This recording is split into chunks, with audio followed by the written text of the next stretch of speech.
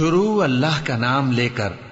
جو بڑا مہربان نہایت رحم والا ہے۔ رات کی قسم جب وہ چھا جائے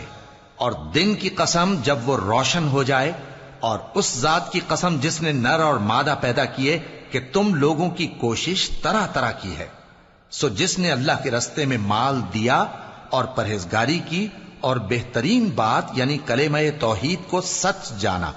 تو اس کو ہم آسان طریقے کی توفیق دیں گے، اور جس نے بخل کیا اور بے پرواہ بنا رہا اور بہترین بات کو جھوٹ سمجھا، تو ہم اسے رفتہ رفتہ سختی میں پہنچا دیں گے،